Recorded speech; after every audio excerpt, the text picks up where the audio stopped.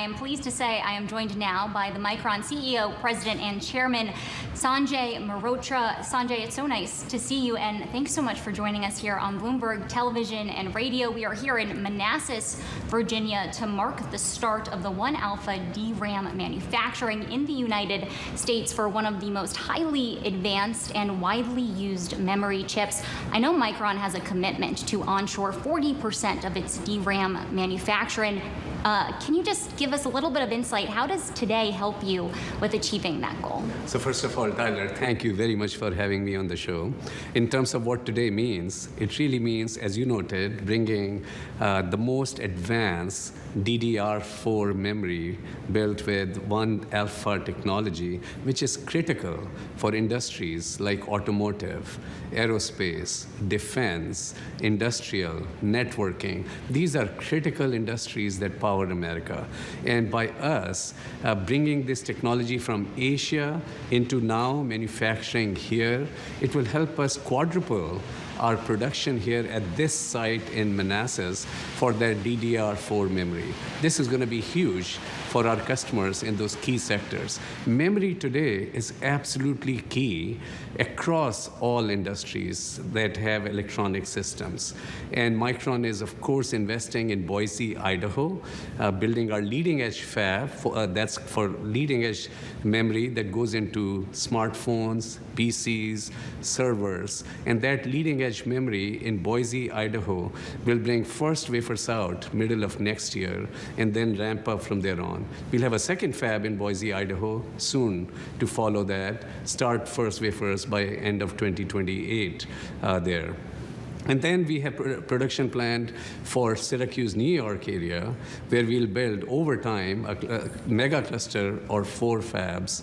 And you can see $200 billion of investments that Micron is making here in America to bring these long life cycle production that will be managed here in Manassas, Virginia, along with production in Boise, Idaho, and Syracuse, New York. And that will bring Micron's total production over the course of about next 10 years, as we ramp up all these multiple fabs, to about 40% of our production. By comparison, it is about 10% today.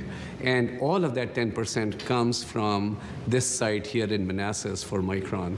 And this will totally our investments, massive investments in long life cycle technology nodes, as well as leading edge technology nodes to serve these vast markets that are really surging in demand driven by AI. Micron is going to be bringing those investments, that's semiconductor manufacturing, and in the process, create 90,000 new jobs here in the US as well. Well, on this point of demand and how this investment is seeking to help reach that growing demand, I'm wondering, how long do you expect the shortage of memory chips to last? When can we expect an easing? Of course, the demand for memory has really surged, and that is because of the importance and the value and the capability of memory that is really essential for all advanced systems. And yes, there is a shortage, but Micron is working hard to increase supply through these projects here in America, here in Manassas, Virginia, Boise, and New York. And we see this shortage continuing beyond, well beyond 2026 timeframe. But the important thing is that Micron is working hard with our customers, working also on the long-term supply agreements with our customers to really ensure that they can have predictability for supply. And of course, Micron can have the confidence for the investments that we are really committing to here for the long haul. Well, historically, memory is a cyclical business, right? Periods of boom, periods of bust. I'm wondering if a $200 billion investment here in the U.S. signals perhaps more of a confidence that that demand, that high demand, is going to be permanent, or are there concerns here that the industry could be overbuilding capacity? Of course, what we are doing is building these fabs, which are very long lead time item. As you can see, in terms of what we are doing in Boise and New York, it really takes several years just to build construct the shell.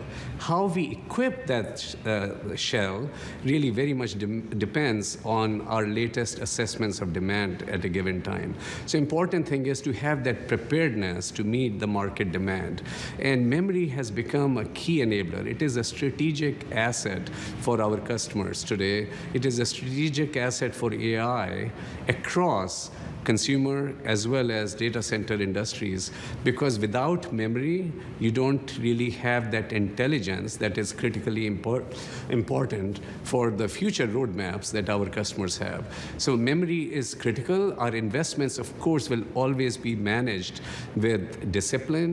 Today, we are able to meet the demand of our key customers only about 50% to about 2/3 in many cases. And it's really important that we, of course, bring up this supply with discipline and continue to really fuel the growing demand, provide serve the necessary demand that is ahead. Where are your biggest bottlenecks right now in the supply chain? And I'm wondering how labor fits into that picture, because a lot of the announcement here today was about boosting jobs here in the U.S.